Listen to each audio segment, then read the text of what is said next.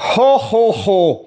Lame brisée, couteau rouillé, manche craquée, c'est le temps des fêtes, puis voici les commentaires qu'on va recevoir de soit vous ou de quelqu'un qui en a reçu un en cadeau. Il a vraiment renforcé que, hein? Je pense pas que c'est ça que je voulais, mais... Vous allez recevoir un couteau en cadeau. Des couteaux de haut de gamme ont de besoin d'une certaine maintenance. Guide d'utilisateur est là pour vous. Qu'est-ce que ça prévient? Ça prévient des déceptions comme numéro 1. La rouille sur les couteaux n'est pas un défaut de manufacture, mais un défaut d'utilisateur. L'utilisateur a mal compris le type d'acier qu'il a reçu en cadeau, et puis ensuite, il pense que c'est un défaut du couteau. Puis là, c'est sûr que le monde va ramener « Oui, mais je l'ai bien essuyé, je l'ai bien essuyé. » Écoutez bien, c'est pas une opinion personnelle qu'un couteau va rouiller quand il est mal essuyé ou pas essuyé.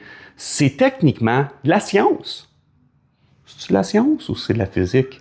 Vous comprenez le concept. Les lames brisées, ben oui, ben des gens vont les échapper sur la pointe. Et puis oui, un couteau à acier dur, acier mince, peut briser. C'est pas un défaut, il est juste pas fait pour être échappé. Bon, la belle-mère, le beau-père ont toutes sacré ça au lave-vaisselle, puis tes manches sont gonflées, sont décollées. C'est pas un défaut de manufacture. La belle-mère ou le beau-père devrait te payer des nouveaux couteaux. Ça va pas dans le lave-vaisselle. Et puis, on a parlé de rouille. Toujours bien essuyer à sec avant de les ranger.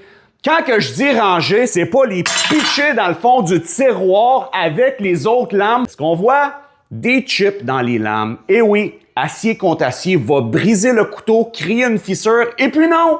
C'est pas un défaut de manufacture. Et puis la belle petite pointe, ben oui, l'oncle qui est arrivé, qui est électricien, puis là, il commence là, à défaire la prise électrique avec ton couteau. C'est pas un tournevis, mon oncle. Va dans ton camion, va chercher un tournevis, mon couteau tranquille. Puis là, la fameuse dinde. Un couteau de cuisine, c'est pas fait pour couper la dinde en deux dans la cage thoracique, c'est pas un couteau de boucherie. Tu veux passer à travers d'une cage thoracique d'une dinde au complet? Vas-y avec une hache ou un couperet. Encore, laisse mon couteau de cuisine tranquille. Alors c'est ça, gang. Prenez pas ça trop personnel, mais je voulais faire la vidéo un petit peu sarcastique, mais c'est plate à dire, c'est des commentaires qu'on reçoit toujours après le temps des fêtes. Alors, ho ho ho, joyeux temps des fêtes, amusez-vous! Puis pour les gens qui n'ont pas remarqué, c'est écrit de Québec, pas du Québec.